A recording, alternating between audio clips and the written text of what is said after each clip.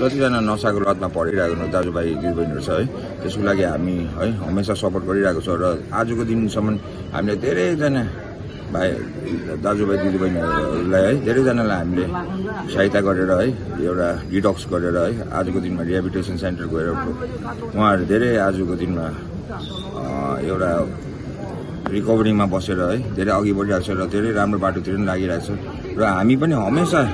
यस्तो लसाको लतमा परेर उहाँहरूले है सहायता माग्नु छ भने हेल्प गर्नु सक्ने हाम्रो सम्माननीय मुख्यमन्त्री श्रीमान पीएस गोयल साहबको डाइरेक्सनमा है उहाँको निर्देशनमा हामीले सहायता गरिरहेको छ र जो त्यस्तो छ भने पनि हामी हमेसा सपोर्ट गर्छौँ र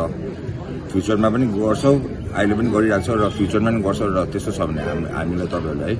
एउटा अप्ठ्यारो नमानी नलजाइ हामीलाई भन्नु सक्नुहुन्छ किनभने हामी यो गुड कजको लागि हामी हमेसा रेडी छौँ सपोर्ट गर्नु लागि। फर्स्ट अफ अल हाम्रो यो रेवा फाउन्डेसनलाई रिहेबिलिटेसन सेन्टरलाई धेरै धेरै धन्यवाद। उहाँहरूले यसरी एउटा रिहेब फुटसल टुर्नामेन्ट गरिदिएकोमा र यो रिहेब फुटसल टुर्नामेन्ट चाहिँ धेरैवटा यहाँ पार्टिसिपेट गरिरहेको छ। हाम्रो नेपालबाट, भुटानबाट, हाम्रो सिक्किमबाट है यहाँ वेस्ट बेङ्गालबाट, दार्जिलिङबाट, कालिम्पोङबाट धेरैले यहाँ पार्टिसिपेट गरिरहेको छ र यहाँ आएर सपोर्ट गर्नुको कारण चाहिँ के हो भने यो पालिको टुर्नामेन्ट चाहिँ है हाम्रै दाजु है हाम्रो फ्यामिली मेम्बर्स एउटा दाजु मेरो दाजु है उसको लेट आनन्द सुब्बाको नाममा है यो टुर्नामेन्ट भइरहेको छ र उहाँको यो 5th डेथ एनिभर्सरी हो र सम्पूर्ण हामी है उहाँको मम ड्याड है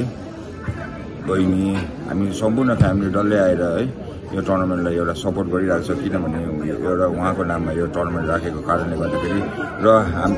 साइड बाई साइड हाम्रो यो सिक्किमबाट पनि धेरैजना दाजुभाइहरू आएर यहाँ है एउटा फुटबल म्याच यो फुटसल टुर्नामेन्ट खेलिरहेको छ र उहाँहरूलाई पनि एउटा नसाको लतमा नपरोस् है यसरी नसा नगरेर पनि यस्तो स्पोर्ट्सहरूपट्टि धेरै एक्टिभिटिज गर्न सक्दो रहेछ भनेर है एउटा यो मेसेज पनि दिएको र उहाँहरूलाई पनि एउटा रिकभरीमा बस्नु लागि एउटा सहायता हुन्छ भनेर उहाँहरूलाई एउटा सपोर्ट र उहाँहरूलाई एउटा है एउटा सपोर्ट प्लस उहाँहरूलाई एउटा इन्करेज गर्नु लागि है हामी आएको छौँ र हाम्रो सम्पूर्ण दाजुभाइलाई यही भन्न चाहन्छु कि हाम्रो सम्माननीय मुख्यमन्त्री श्रीमान पीएस गोयल साहबले पनि धेरै यसरी सपोर्ट गर्नुहुन्छ सिक्किममा पनि है एउटा नसामा लत लागेको दाजुभाइ दिदीबहिनीहरूलाई र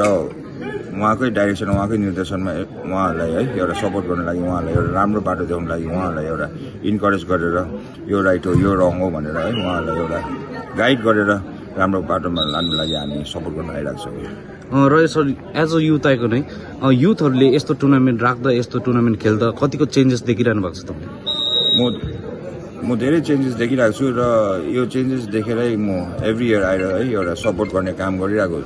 हुन्छु एभ्री इयर आएर किनभने यस्तो आएर सपोर्ट गर्दाखेरि है उहाँहरूलाई पनि एउटा चेन्जेस हुन्छ हाम्रो युवा दाजुभाइहरूलाई है र यो युवा दाजुभाइहरू हाम्रो युवा दाजुभाइहरूकै यो प्रोग्राम हो। युवा दाजुभाइहरू यहाँ सम्पूर्ण युवा दाजुभाइहरू इन्भल्भ छ भनेर उहाँहरूलाई एउटा इन्करेज गर्नु उहाँहरूलाई एउटा सपोर्ट गर्नु लागि आएको र सर अहिलेको भाइ बहिनीहरूलाई तपाईँले के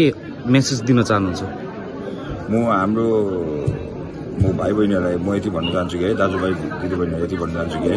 यो नसाको लतमा नपर्नुहोस् है यो नसाको लतमा नपरी धेरैवटा चिज गर्नु सक्छ है धेरै राम्रो बाटोहरू छ र यो नसा नखाइ बस्दाखेरि धेरै यो लाइफ यो है ब्युटिफुल छ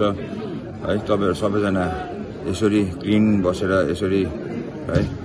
रिकभरीमा बसेर यसरी अघि बढ्नुहोस् त्यसको लागि हाम्रो दाजुभाइहरूको लागि दाजुभाइ दिदीबहिनीहरूलाई हामी हमेसा सपोर्टमा छ र हाम्रो सम्माननीय मुख्यमन्त्री श्रीमान पीएस गोयल साहब पनि हमेसा सिक्किममा है सपोर्ट गरिरहेको छ यस्तै युवा दाजुभाइहरूलाई। र सरको एउटा के सोच छ अपकमिङ डेजमा है गान्तोकमा पनि यस्तो टुर्नामेन्ट राख्नु केही तपाईँले सोच्नु भएको छ? हजुर हामीले गान्तोकमा पनि एभ्री इयर राख्छ है लास्ट पनि राखेको थियो है हाम्रो यो ग्रेस फाउन्डेसन जुन चाहिँ ग्रेस फाउन्डेसनले गर्दै हुन्थ्यो हामी एभ्री इयर राख्छौँ र हामीले त्यहाँ पनि एभ्री इयर सपोर्ट गरिरहेको छ र उहाँ त्यहाँ मलाई 2-3 इयर्स भयो म त्यहाँ कन्टिन्यू चिफ प्याटर्न भएको र हामीले पनि गान्तोकमा यसरी